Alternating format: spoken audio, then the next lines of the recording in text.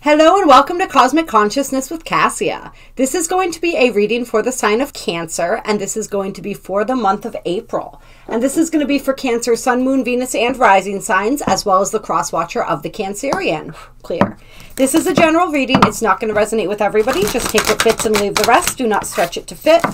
If it doesn't fit, check out your other sign placements as well. Those will be coming out throughout the month here. All right, so let's get some Secret Language of Light cards. Excuse me. To start us out for Cancer. What's some energy for Cancer for the month of April? What is going on with my Cancers? All right. So we have wellness coming out. And we have ask your soul. And so I'm feeling like for some of my Cancers this month, you may be in a period where you're really looking at how it is that you take care of yourself on all levels of your being. How do you take care of your physical wellness, your emotional wellness, your spiritual wellness? And anywhere where you're having just sort of some confusion around what's best for you right now, you're being guided to ask your soul. You're being guided to really connect in with yourself. And let your soul guide you as to what it is that's going to be the most fulfilling for you. What is it that is going to help you to achieve this well-rounded wellness in all areas of your life? And I'm being drawn to the sword that he's holding above his head here. And so, yeah, I feel like there's a lot of clarity. Like you guys are wanting to gain clarity. I'm almost feeling as though you're really looking at the different ways that you can purify the temple of your bodies, that you can purify your spirits and your mind so that you can be a better channel for healing energy, so that you can better receive messages and guidance. So you're just, that aspect is something that you're really focusing on right now because you want to. I almost feel like some of you guys, as you're watching this, being like, Cassia, I want to ask my soul. I just don't know how to connect. I don't feel like I'm connected. And so this aspect of wellness, if this isn't something that you've been doing, this is something that you're being guided to do in order to establish and strengthen that connection with your soul, is to really look at all the different ways that you can be well, right? All the different ways that you can purify and honor your physical body, your physical temple. That you can purify your mind, your heart. What can you do? How can you clear your energy? How can you take control of this aspect of your life, of all of these aspects, right? So that you can get that better communication coming through. And if you guys want assistance in this, please reach out to me. I do really powerful energy healings. I do another modality called Theta healing, where we can work with limiting belief systems. We can work with resentments and rejections and regret and all of these different things and really lighten your load, which can really help improve this connection with your soul. And then we have There Is Only Light coming out. And that's beautiful. And that's just a reminder for you guys that no matter what you're going through right now, there's always light. There's always love in every situation, in everything that you encounter. I'm actually going to read this one from the book for you guys, because I feel like there's a message in here that you want to hear. And so this says, light is sought after and extraordinary. We see clarity of light, a lightness of being, and light bulb moments. And that lightness of being is what you guys are seeking right now. Light bypasses the analytical mind and takes us straight into loving wisdom. It is time for you to step into your shining light. Be illuminated. Let light in.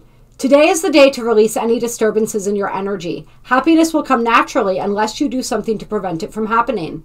Release all that is stopping happiness from flowing into your world, and it will appear before you. Kind of just what we were talking about, right? It seems too easy, but it is truly that simple. Until you realize this, you remain connected to the belief that struggle is a required, perhaps more respected, lesson-laden path. We often take on the belief that if we struggle, others will think more of us and we will appreciate things more.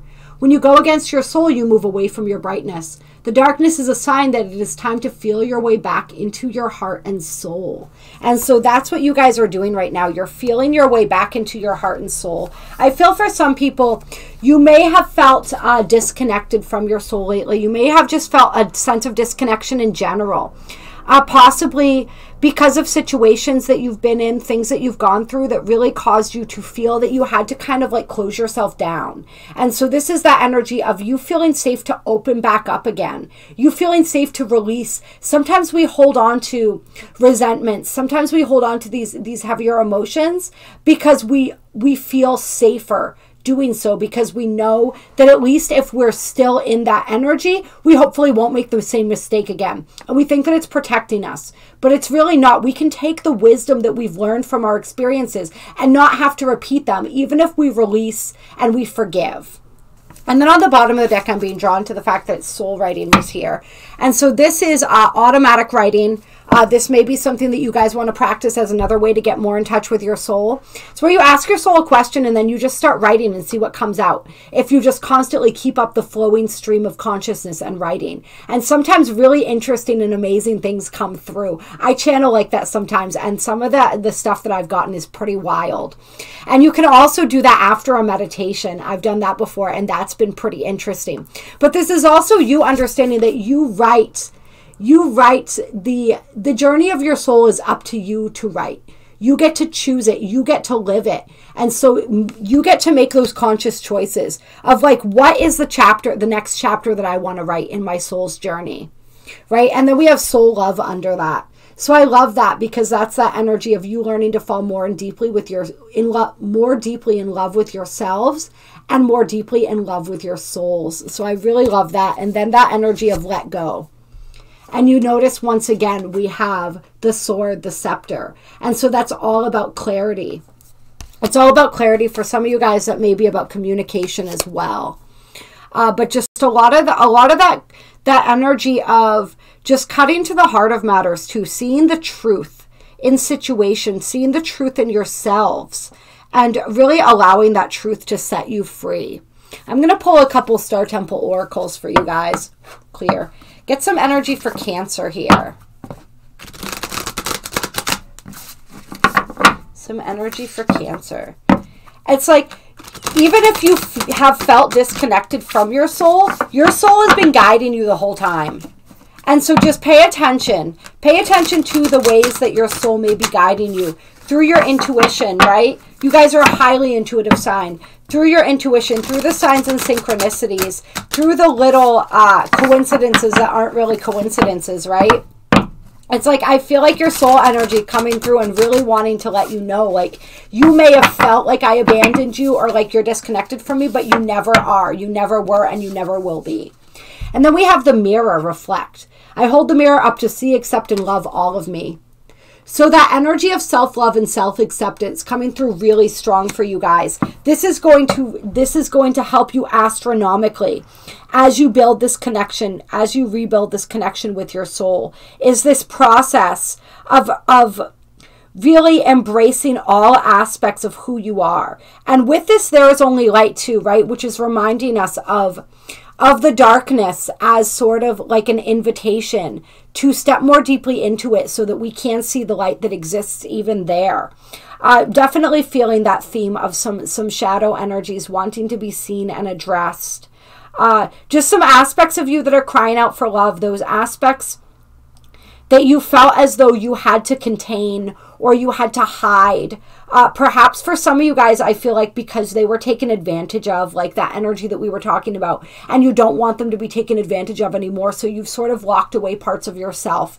That energy really coming through for people. And it's like, I'm just being drawn to this one star that's shining so brightly over her head, right? Which is really gorgeous. Yeah, and I feel like that's your star family supporting you too.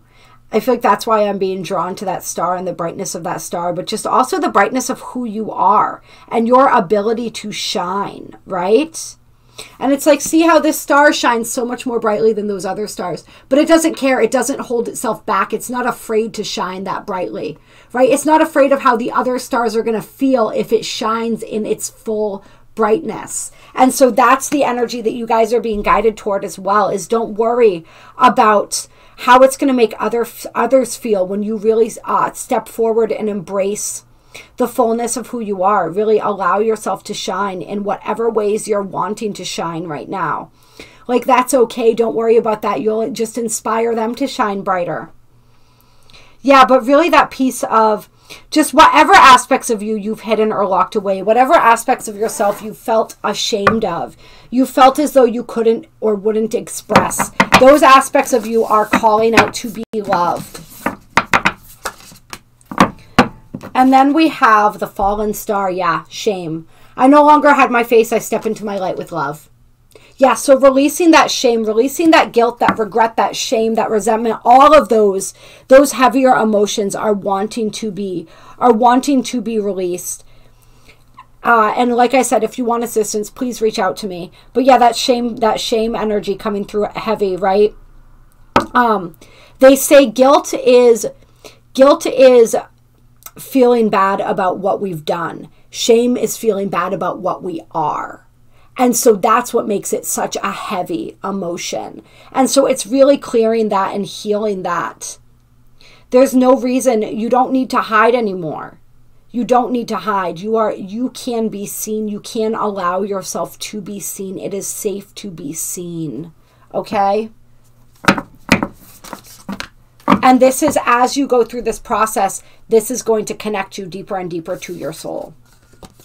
And then we have the ancient grandmother teacher. I am the teacher that leads with self-knowledge. And that's Maya. I love this card. It's gorgeous. And then we also have the universal midwife coming out. I've birthed fruitful and sacred assignments. Okay, so there is something wanting to be born from you, Cancer. There is something that you are being guided to begin. A new phase, a new chapter. But it's all about gaining this self-knowledge.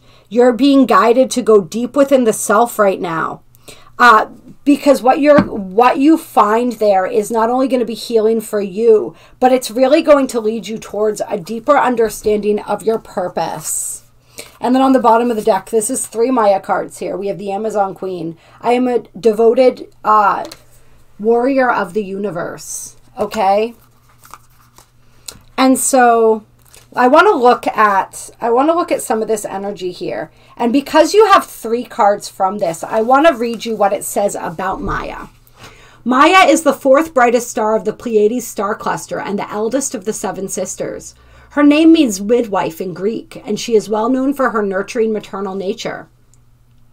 Maya is the mother of Hermes, the messenger god. It is said that she bore him inside a cave on Mount Selene, following her union with Zeus. A nurturer by nature, Maya was also raised Arcus, the son of Zeus, and Callisto, after Zeus's wife Hera changed Callisto into a bear in an envious fury. The story of Callisto and Arcus, like that of the Pleiades, became associated with their own star constellations, such as the Great and Little Bear. As the midwife supports the mother who ultimately does the work of delivering her child, this archetype supports your soulful creations. In this aspect, Maya embodies the mother goddess, empathic nurturer, and powerful creatrix. She signifies the root chakra connection to the earth and cosmic mother.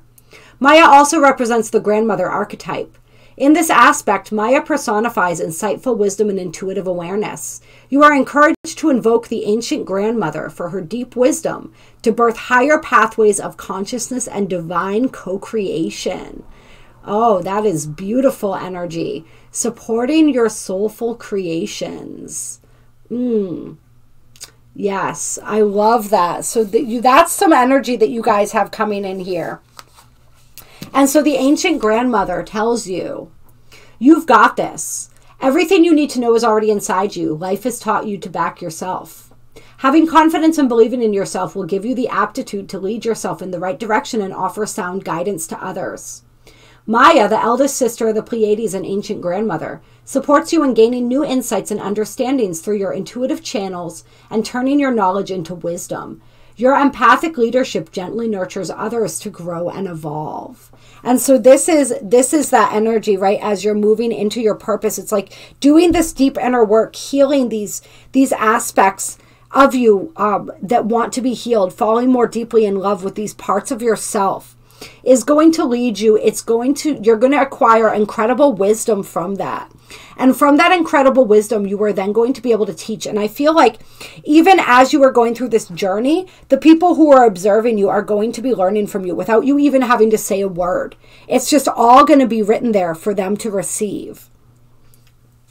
So that's really beautiful energy. And then with the universal midwife, we have a star is born. Maya, the universal midwife, supports you in opening wide to conceive, receive, and consciously deliver your divine creation. This is the birthing phase of a cohesive consciousness born from the sacred marriage of divine feminine and masculine. You are entering a new era in which the feminine ascends and comes into balance with the masculine. Connect to the nurturing energy of Maya as the spiral of creation weaves together in euphoric unison, and you birth a baby, blessed beginning or mission. And so whatever it is that you are wanting to birth, that is what's coming out of this cycle for you. That is the result of all of this hard work that you guys are doing right now. And then you become this devoted WARRIOR of the universe, which is absolutely gorgeous, right? Which is also, yeah, like we said, another Maya card. So yeah, you guys have a lot that you're here to contribute, a lot but remember, just this process of healing yourself is a huge contribution in and of itself, because we are all connected, and what heals one heals all. Right? You're healing your lineage. You're healing the collective energies. There is so much that you are doing simply by being you and allowing yourself to continue on this journey. So give yourself incredible, incredible credit for that. Okay? Yeah. And I will read this one for you guys too. To close, it says, the Amazon Queen is here to remind you that there are great power and strength in your softness. Now is the time for you to be a peaceful activist for healing and balance in the world. It is possible for you to do this in your own way, one that feels intuitively right for you. Wear your battle scars with pride, as these markings symbolize courageous life battles that you have endured and survived. Stronger and wiser, you rise with dignity. You are a voice and brave leader for peaceful transformation. Gorgeous.